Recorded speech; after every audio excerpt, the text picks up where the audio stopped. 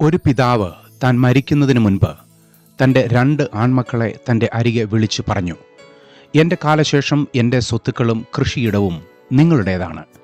എൻ്റെ കൃഷിയിടത്തിൽ നിധികൾ കുഴിച്ചിട്ടിട്ടുണ്ട്. പക്ഷേ 18 ഇഞ്ച് ആഴത്തിൽ കുഴിച്ച് നിങ്ങൾ അത് കണ്ടെടുക്കണം. അപ്പൻ്റെ കാലശേഷം 2 മക്കളും പല സ്ഥലങ്ങളിലായി കുഴിക്കുവാൻ തുടങ്ങി. അവർ ആ കൃഷിയിടം മുഴുവനും 18 ഇഞ്ച് വെച്ച് കുഴിച്ച് മണ്ണ് മറിച്ചിട്ടു. അവർക്ക് നിധി ഒന്നും ലഭിച്ചില്ല. അവർ നിരാശരായി. അവരിൽ ഒരാൾക്ക് ഒരു ചിന്ത വന്നു, ഈ ഉഴുതുമറിച്ച പാടത്തിൽ നമുക്ക് കുറേ വിത്തുകൾ പാകാം. അവർ ആ കൃഷിയിടത്തിൽ പല വിത്തുകൾ പാകി. കൊയ്ത്തുകാലത്ത് അവർ വിളവെടുക്കുവാൻ തുടങ്ങി. കൊയ്ത്തിൻ്റെ സന്തോഷം അവർ അനുഭവിച്ചു തുടങ്ങി. വിളവെടുത്ത ധാന്യങ്ങൾ കലവറയിൽ വെച്ചപ്പോൾ അവരുടെ പിതാവ് പറഞ്ഞ നിധി എന്തെന്ന് അവർക്ക് മനസ്സിലായി. നമ്മുടെ സ്വർഗത്തിലെ നല്ല പിതാവായ ദൈവം നമുക്കും അനേകം കാര്യങ്ങൾ പ്രോമിസുകളായി, വാഗ്ദത്തങ്ങളായി നൽകിയിട്ടുണ്ട്.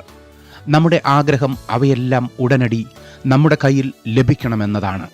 നാം പ്രതീക്ഷിക്കുന്ന സമയത്ത് അവ ലഭിക്കാതെ വരുമ്പോൾ നാം തളരുന്നു, സംശയിക്കുന്നു, പിറുപിറുക്കുന്നു, പിൻവാങ്ങുന്നു.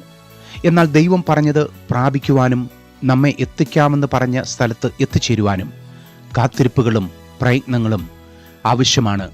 നാം നമുക്ക് ബുദ്ധിമുട്ടുളവാക്കുന്ന കാര്യങ്ങൾ ചെയ്യേണ്ടതായി വരും. നാം ചില നിലങ്ങൾ ഉഴുതുമറിക്കേണ്ടതായി വരും.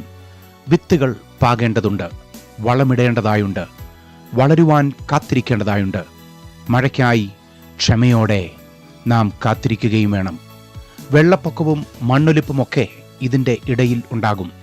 ഫലം മോഷ്ടിക്കുവാൻ വരുന്നവരിൽ നിന്നും കൃഷിയെ സംരക്ഷിക്കണം. അനേകം വെല്ലുവിളികളിലൂടെയും തടസ്സങ്ങളിലൂടെയും വിശ്വാസത്തോടെ നാം നമ്മുടെ പ്രോമിസിലേക്ക് ഓടുകയാണ്. നാം പ്രതീക്ഷിക്കുന്ന രീതിയിലായിരിക്കണമെന്നില്ല ആ വാഗ്ദത്തം നമ്മുടെ കയ്യിൽ ലഭിക്കുന്നത്.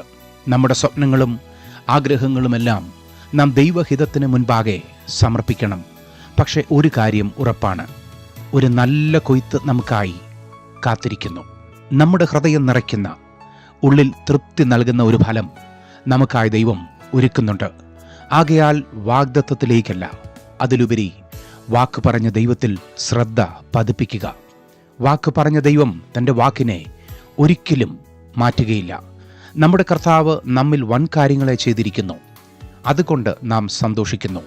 ദൈവമേ, തെക്കേ നാട്ടിലെ തോടുകളെപ്പോലെ ഞങ്ങളുടെ പ്രവാസികളെ മടക്കി വരുത്തണമേ. കണ്ണുനീരോടെ വിതയ്ക്കുന്നവൻ ആർപ്പോടെ കൊയ്യും. വിത്ത് ചുമന്ന് കരഞ്ഞും വിതച്ചും കൊണ്ട് നടക്കുന്നു.